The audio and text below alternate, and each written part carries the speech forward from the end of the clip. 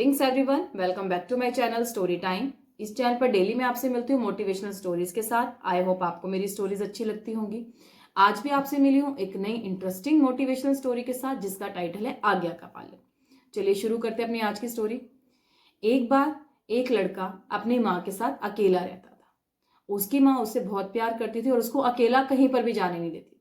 उसको बोलती थी कि बेटा तुम्हें कहीं भी जाना है तुम मेरे साथ जाओगे, अकेले जाने की तुम्हें कोई अनुमति नहीं है।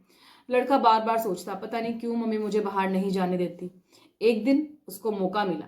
उसकी माँ सो रही थी और उसने मौके का फायदा उठाया। वो घर से बाहर निकल गया।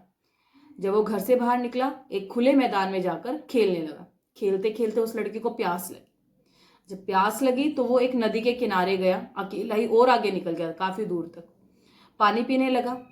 जब वो पानी पी रहा था तो उसने देखा कि नदी के ऊपर की तरफ एक शेर खड़ा है और शेर की जो आंखें थी, लाल बिल्कुल जलती हुई आंखें, उस लड़के को घूर रही हैं और उसको खाने की योजना बना रही। लड़का वहां पर खड़ा खड़ा कांपने लगा। तभी शेर बोला कि तुमने इस नदी से पानी क्यों पिया और तुमने इस पानी को गंदा कर दिया, अब मैं क्या करूंगा।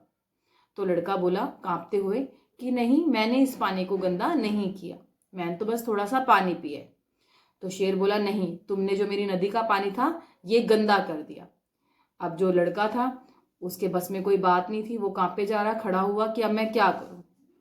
तो शेर को लगा कि ये तो तेरे से डर ही नहीं रहा है, तू कुछ और कोशिश कर इसको डराने की। फिर जैसे ही वो शेर उसकी तरफ बढ़ने लगा और कुछ कहने लगा उसे, तो लड़का तेजी से अपने घर की तरफ भागा। भागते भागते वो अपनी माँ के पास पहुंच गया और उसने फैसला किया कि माँ, आज के बाद मैं आपको बिना बताए घर से बाहर कहीं नहीं जाऊंगा, आपकी आज्ञा का पालन करूंगा और आपका सम्मान करूंगा। क्योंकि अगर हम बड़ों की बात को मानते हैं, उनके दिखाए हुए रास्ते पे चलते हैं, हम सफल होते हैं। और अगर ऐसे सोचते हैं कि नहीं, वो तो हमें पता नहीं क्यों रोक टोक लगाते हैं, रोक के रखते हैं, हमें टोका टाकी करते हैं, तो लास्ट में आकर हम किसी ना किसी मुसीबत में फंस जाते हैं। तो हमें अपने बड़ों का सम्मान करना चाहिए, आज्ञा का पालन करना चाहिए। आपको मेरी स्टोरी कैसी लगी कमेंट के थ्रू मुझे बताना। कल मिलेंगे एक नई मोटिवेशनल इंटरेस्टिंग स्टोरी के साथ। Thank you.